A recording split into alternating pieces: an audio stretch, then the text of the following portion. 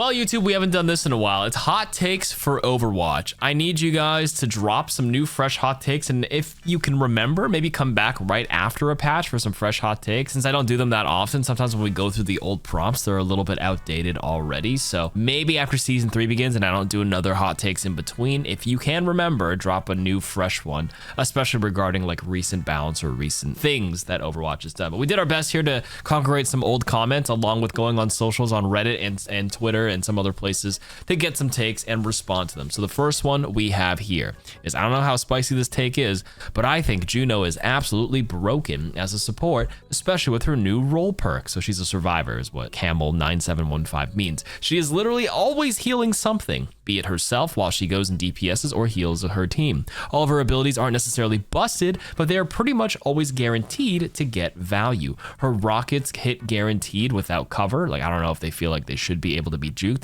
sometimes given to how slow they move. Her ring requires no thinking on use, and all of her movement with her new role passive makes her really tanky, unironically.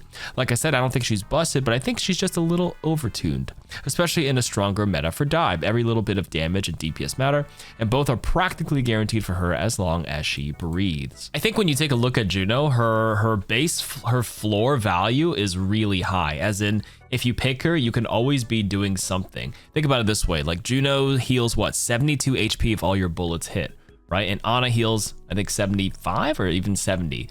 But there's a chance that when you shoot with Ana, you can hit one, but then you miss one, and then you hit the next one. Like that one miss in that time in between is pretty detrimental. It pulls that average down. Whereas for Juno, honestly, like it's super forgiving. Maybe you miss one or two out of the few bullets, and instead of healing 72, you'll heal like 60 something.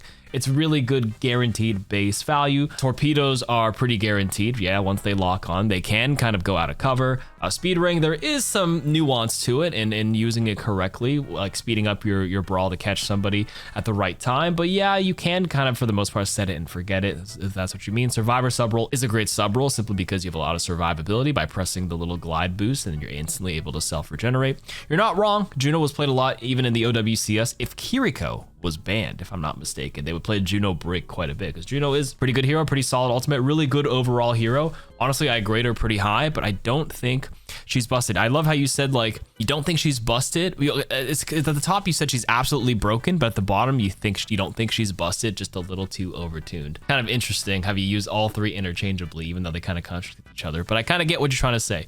All you're trying to say is that she is, I wouldn't say absolutely broken, but she is good, and I agree. I don't think this is a hot take. What's interesting is that if KarQ was nerfed more, I actually do think Juno would indirectly become the top meta choice. But because KarQ in the medic sub role, which I think medic is even better than survivor, because if KarQ was healing, she's already self-healing. Survivor is tied to a button to activate the regen, whereas KarQ can just have it active the whole time, basically as long as she's healing, which is kind of crazy.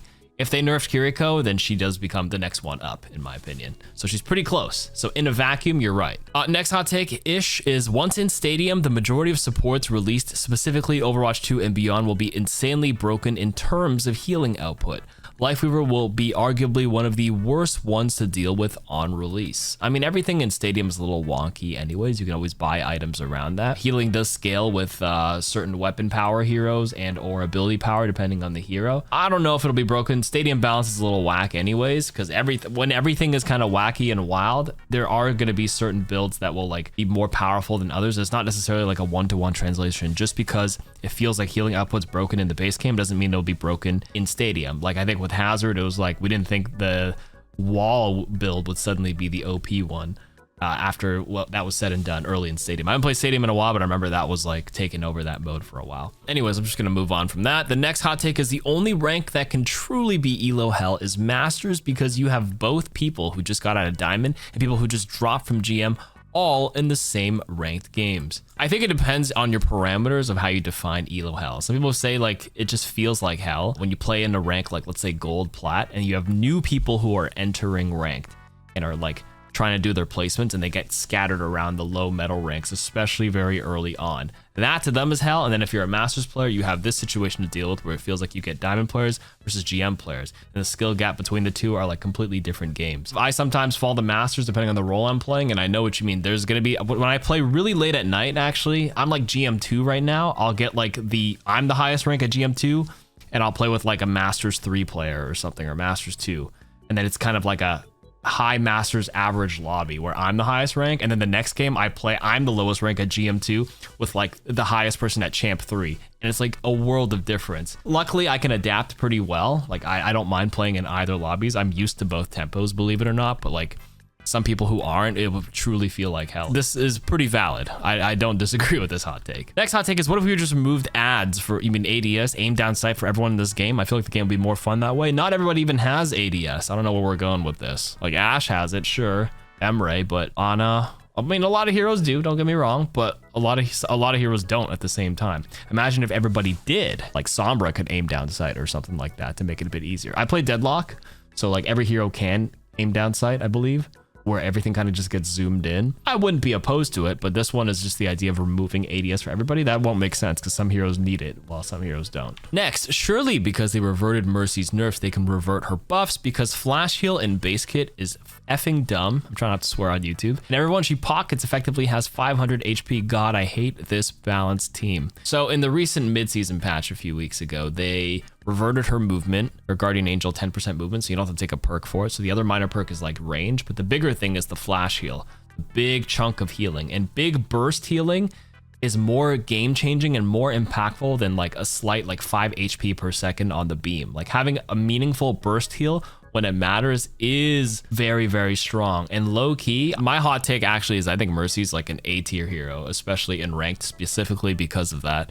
It is incredibly strong to just randomly be trying to fight someone and then boom, they get a 100 HP chunk. Like I think it's reduced a little bit thanks to the healing reduction, but the point stands. A big burst. Let's say it's akin to getting like an like you're fighting someone, they get onated into a shot at the same time. It can turn the tides because people end up committing onto a person, then boom, big chunk of flash heal.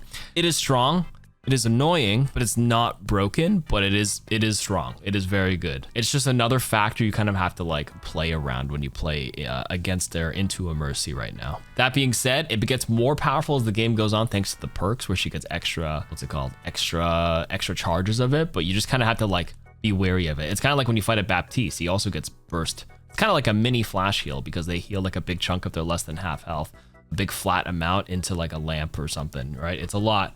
So that's just something they have to deal with when they fight Mercy now. Just another cooldown to track. I think it's time to just adapt a little bit. I personally don't mind that much. Next hot take is, it's made me sad since the beginning that Overwatch has never had the same roster number for tanks, DPSs, and support. The game would be healthier a long time ago if that were always a goal to keep. Yes and no. At the end of the day, people will just play the heroes that they enjoy. Like we have a lot of tanks, and especially in 5v5, but like there's just some you just will never see. More importantly, I guess having more volume of heroes would help with more choices, I guess, and more people wanting to play a role because there's more choices, and hopefully one of them has a style that a player specifically enjoys. But that being said, maybe like a ratio of like similar supports to DPS because you have 2 on each team, and then the tanks might get shafted a little bit, but if 5v5 is your main game mode, having less tanks isn't that bad when you compare it to how many slots you have to fill. That being said, a lot of people do play 6v6, but you're not forced to play 2 tanks in 6v6. But I do think having a better even distribution would be kind of cool. The DPSs do have a lot, but they're the easiest ones to like design, in my opinion. Like making someone deal damage is much easier to design than like designing like a tank or like a support archetype. But yeah. Next hot take, there is no reason that Illari should do more damage per shot than Cassidy. I think this one's a pretty misguided take. Illari, yes, does do 75 damage on a full charge shot. Cassidy does 70, but like you're just conveniently ignoring everything else about the shot. Yes, it's a support role, but it is absolutely less damage over time. I think Cass can shoot 2 bullets per second. Boom, boom, boom, boom. Illari is like a shot, like one shot a second. It's like boom, boom, boom. And the headshot multiplier is less. I think Cassidy does 140, like goes 70 base into 140 headshot. Illari is a 1.5x multiplier for the headshot. So it goes from 75 to like 112 or something. What's half of 75? Like 37, yeah. It was like 112.5 or something for a headshot. So that's not really a fair comparison, to be honest with you. Next, if you have a private career profile, it should automatically disable text and voice chat. That is a little extreme. I think the medium middle ground when someone wants to check your profile is to probably see the heroes you play more so than anything, less so than rank check. Honestly, life becomes easier when you don't view career profile every time you queue in. I don't do it. I literally have been streaming for the last 2 years without doing it, I would say. Once I stop doing that, mental goes way up. You just play and focus on you. Don't worry about what the rest of the team plays. Now, right now, when you queue up, you could just press like the button to see the top 3 most played in the role, and that's good enough for me. Ever since I realized you could do that, I just never click view career profile apart from like, okay, I say that, and then someone's gonna check a VOD. I did it today, but not for my own teammates. I was sitting there on Atlas, I'm like, I feel like playing Mizuki, but then I only play Mizuki if they play like Doom. I only like playing Mizuki if they have Doom Ball or something. So I just check the enemy tank career profile to see if they played it. I'm not using it to like check what my team's rank or anything is. That's like something you just don't need to do. Just focus on you. In any case, this one's obviously for the likes, 3.4K likes, lots of impressions, but no, okay, this is just a little extreme, being realistic. Ooh, this one's a true hot take, is if they reverted back to Moth, Mercy, and Launch Brig, they would actually be B tier heroes at best compared to modern Overwatch support design. That is certainly a hot take. I disagree. Those two on launch were like, yes, you can in one instance you can say modern Overwatch support design has some major power creep, mobility creep, invulnerability creep, whatever you want to say, but literally the two specific designs you listed were insane on paper and would actually still be S tier heroes today. That's my counter hot take. That's because Moth Mercy will allow you to res someone like 3 times. Was it like res, 10 seconds res, pop Valkyrie, reset it, res? Valkyrie was stronger, I think, if I'm not mistaken, and it lasted longer. I don't know, getting 3 or 4 reses where you feel like you committed a bunch of resources to kill them and then suddenly they come back, 3 or 4 people coming back? Nah, I don't think so. That's just too strong.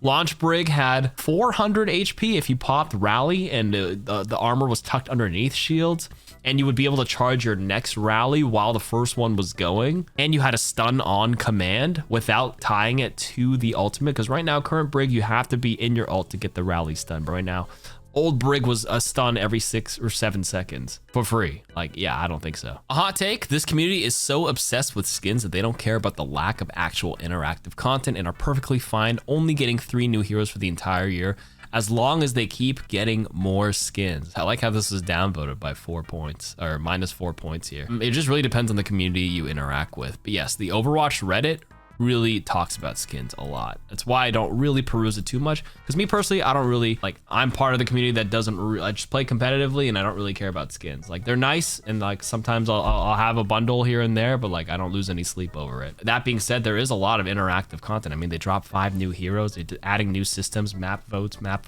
perks, all this kind of stuff. Like, that is important to me and is important for a lot of players. So to say that the community doesn't care about the lack of actual interactive content is just misguided. You're just surrounding yourself or interacting in a community that does put an emphasis on skins and stuff. Like, oh, our Overwatch it's a community that does have discussions on interactive content, but a lot of the stuff is related to skins and cosmetics. And yeah, you're posting on Overwatch Reddit here, so this is the kind of stuff you're gonna get. Like, I don't know, like I feel like you're kind of just setting yourself up for it. Next one is certainly a take. I don't think Mega Health Pack should be in the game. It feels so BS to absolutely shred an enemy's health just for them to instantly be at full health and kill you. I mean, don't fight around the Mega, or if it's there, like, be ready for it. If they have to go get it, they leave the team fight depending on where it is. I mean, I think it's tactical to have health packs around the map. I don't think anybody hates health packs. I think it might just be you. So I guess in that sense, it's a hot take. 6v6. I haven't opened this can of worms in a while. 6v6 is what this game is supposed to be. People need to suck it up on queue times and or one-tricking so we can actually have fun, fair, and balanced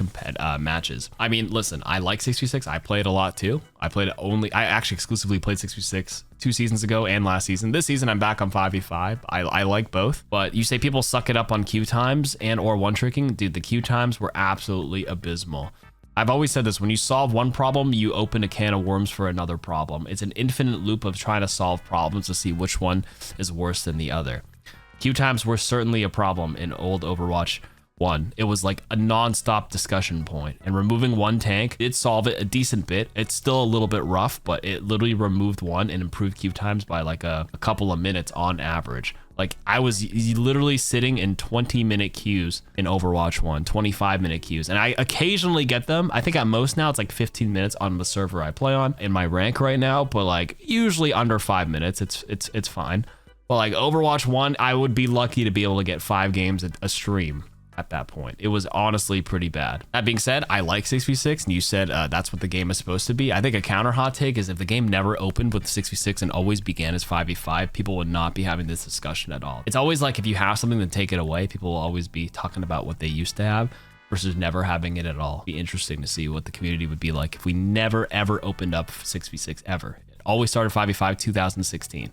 But yeah, wishful thinking. This one's interesting. I'd rather vote on the game mode rather than a map. On that same point, put 2 CP back in the rotation just to have it so you have to vote if you want to play it or not, or even just put it in arcade. There's enough heroes now to make it playable. To be honest, I thought it was fine before. That's besides the point. I would actually try that experiment. You always have the 5 or 6 game modes available, and like you just vote on it each. There's gonna be certain ones that'll always be more popular, but like if I only feel like playing Control today, maybe I'll just vote for that. And then maybe on a day I just feel like playing some hybrid maps, I'll only vote for that. It'll eventually win some votes here and there, and it would give you some nice variety, and it'll give you like a random map in there. I wouldn't hate the idea, but then like if you have Control winning 50% of the time, like the other maps are really not getting any playtime, because Control gets voted a lot because it's a faster game mode. You can get it done in 10 minutes versus like a 30-minute payload or hybrid map back and forth. This one doesn't really fit on the screen, so I'm just gonna slide it over here. So my camera is still here. There was a tweet from OC Casts, another fellow content creator that does a lot of content on OWCS. It was a little old. This was back in like a couple of weeks ago, and I never got to discuss it and offer my opinion. But basically, the way, if you guys are never on Twitter or X, I don't recommend you go on this damn social media. I have to do it because this is my job, but you'll see I don't actually tweet that much because I just hate the platform. But anyways, some discussion is pretty good, and I want to offer my insight on this one. So the way this kind of looks is there's an original poster that says, on Overwatch Twitter, they will shame you for being here, and they circle masters. And I can't even see the percentage there, but you're like top, I don't know, 5% or something like that. Grandmaster's like 1%, champion is like 0.001%. I literally can't see the image on my screen right now, but the point stands. If you're like top 10%, let's just say for easy comparison, if you're in Masters, you're top 10%, and they're saying on Twitter, they'll shame you for being top 10% compared to the rest of the player base with plat or diamond, plat, gold, silver, and bronze. Then OC responds, I mean, yeah, once you hit Masters, it can be argued that you've just started to actually learn the game. You don't really know how to do anything even remotely correctly until you get to Masters. When you get there, you can begin to learn how the game should be played. Now, this sparked a pretty big discussion because I think of the way it was delivered. I think the underlying point that OC was making isn't actually that wrong, isn't necessarily wrong. Like, Overwatch fundamentally changes at the highest tiers, and it begins in Masters where you start being like, holy crap, like the gap in Grandmaster, and you ever play with champ players, and if you ever play in pro play, it's just night and day. But I think the delivery is just a little bit abrasive. Maybe sounds a little elitist. There's actually more that OC elaborates on. I'll show that after, but let me just get this point across. It just sounds a little abrasive, and it kind of alienates the vast majority of the player base. It's like the same as being like, I don't know, like a basketball coach in high school, right? You got little Timmy's got handles, right? A good jump shot, better than all his friends, better than everyone in his family. His relative skill is good. The rest of the player base, or the rest of the people who don't play basketball and is in his like the people he knows, you know, he's good. But of course, like when you compare little Timmy, like 14-year-old little high school little Timmy compared to like a 33-year-old veteran in the NBA, like of course little Timmy is not very good compared to the best of the best. That's like super obvious, unless you're like, I don't know, 11th or 12th grade, and now you're like LeBron James incarnate who could hang with the pros, but that's besides the point. So while yes, OC isn't wrong, I think the tweet kind of garnered more attention because of the delivery. It just sounded a little too dismissive. So I think a better way to kind of approach it is that reaching Masters, or a better way to kind of say it, is reaching Masters is a successful achievement because it marks a major transition in your gameplay. Like you successfully built your strong fundamentals to get there, and now a whole new learning curve begins that focuses heavily on complex team synergy, cohesion, macro strategy, high-level game sense. So you got to validate the effort it takes to, you know, get to the top 3%, while still making the point that, you know, Masters is the beginning of a new type of gameplay, rather than implying that the player is rather than implying that these players are clueless. It's like you don't know how to do anything even remotely correctly. It just sounds a bit off. Let me try to see the other part of the tweet here. Okay, OC kind of clarifies. I don't think we should necessarily shame players for being Masters, but I feel like it's fair to say that Masters players typically don't know really much and aren't very good. They just got the hang of the very fundamental things. Also, it's important to be argued that a low GM player and a low champ player are further apart in skill level than a Masters player and a silver player. Basically, even if you're in the top 10% or so Overwatch players, your skill level compared to the very top is still, to put it bluntly, absolutely pathetic.